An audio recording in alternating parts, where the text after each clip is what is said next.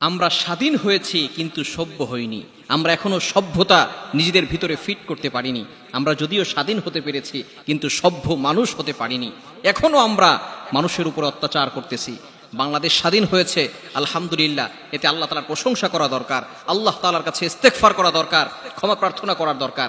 বিজয়ের একটি সূরা রয়েছে সূরাতুল ফাত, এবং সূরাতুন নাসরের ভিতরে আল্লাহ তাআলা বিজয়ের কথা বলে দিয়েছেন। বিজয় হলে করণীয় কি আল্লাহ তাআলা সেখানে বলছেন, ইযা জা নাসরুল্লাহি ওয়াল ফাত ওয়ারাআইতান্না সায়াদখুলুনা ফি দীনিল্লাহি আফওয়াজা ফাসাব্বিহ বিহামদি রাব্বিকা ওয়াস্তাগফির ইন্নাহু কানা তাওয়াবা।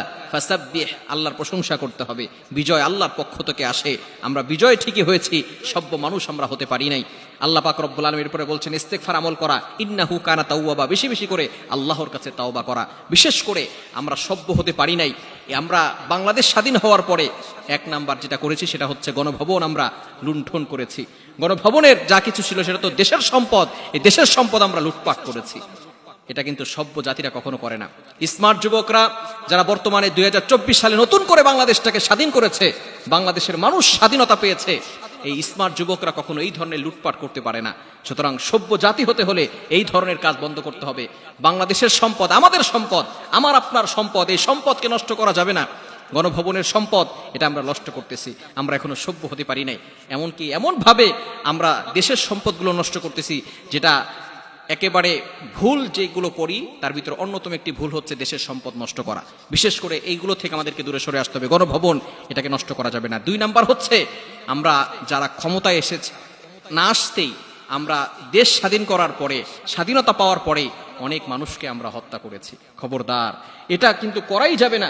নবীজি সাল্লাল্লাহু আলাইহি ওয়াসাল্লাম যখন মক্কা বিজয় করেছেন, মক্কা বিজয় করার পরে যেই মক্কায় নবীজি সাল্লাল্লাহু আলাইহি সাল্লামকে কষ্ট দিয়েছে, যেই মক্কায় নবীজি সাল্লাল্লাহু আলাইহি সাল্লামের উপরে নির্যাতন করেছে, সেই মক্কায় যখন নবীজি সাল্লাম বিজয় করলেন, ফাতাহ করলেন, মক্কা বিজয় করলেন, নবীজি সাল্লাল্লাহু আলাইহি সাল্লাম সাধারণভাবে সকল মানুষকে ক্ষমার ঘোষণা করে দিয়েছেন। তিনি কারো উপর অত্যাচার করেন নাই, কাউকে প্রতিশোধ নেন নাই। সুতরাং আইন আপনি নিজের হাতে তুলে নেবেন না। এই মানুষকে দুনিয়া থেকে বিদায় করে দেওয়া, মানুষের ঘর বাড়ি আগুন দিয়ে পুড়িয়ে দেওয়া, মানুষদেরকে নিরাপত্তা না দেওয়া, এটা কখনো ইসলাম সাপোর্ট করতে পারে না। ইসলামের ভিতরে এরকম অসভ্যতা কখনো আমাদের নবীজি সাল্লাল্লাহু আলাইহি সাল্লাম করেন নাই। এবং আমরা আমাদের নবীজি থেকে শিক্ষা পাই, আমরা ইসলাম থেকে শিক্ষা পাই, আমরা কোরআন থেকে শিক্ষা পাই। এমনভাবে লুটপাট করা যাবে না, এমনভাবে মানুষের ঘরে আগুন দেওয়া যাবে না, রাতের আধারে মানুষকে দুনিয়া থেকে বিদায় করে দেওয়া যাবে না, রাতের আধারে মানুষের ঘরের ভিতরে আগুন দিয়ে পুড়িয়ে দেওয়া যাবে না। আমরা বিভিন্নভাবে বিভিন্ন জায়গায় আমরা এইভাবে মানুষকে হেনস্থা করছি বিভিন্ন জায়গায়। খবরদার, এটা কখনো করবেন না। এটা নবীজি সাল্লাল্লাহু আলাইহি ওয়াসাল্লামের আদর্শ নয়। নবীজি সাল্লাল্লাহু আলাইহি ওয়াসাল্লাম মক্কা বিজয়ের পরে সাধারণ ক্ষমার ঘোষণা করে দিয়েছেন।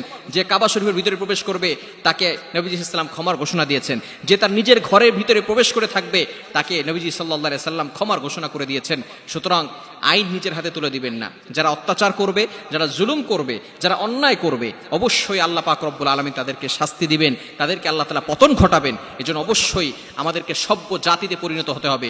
ইয়াং পিপল যারা আছি, অবশ্যই আমাদেরকে সতর্ক থাকতে হবে যাতে করে আমরা স্মার্ট সমাজটাকে তৈরি করতে পারি। আমরা বাংলাদেশ স্বাধীন করেছি, স্বাধীনতা যাতে করে রক্ষা করতে পারি। এই স্মার্ট যুবকরা কখনো এই ধরনের কাজ করতে পারে না। সুতরাং দেশের সম্পদ নষ্ট করব না। আল্লাহ তাআলা আমাদের সকলকে বুঝার তৌফিক দান করে।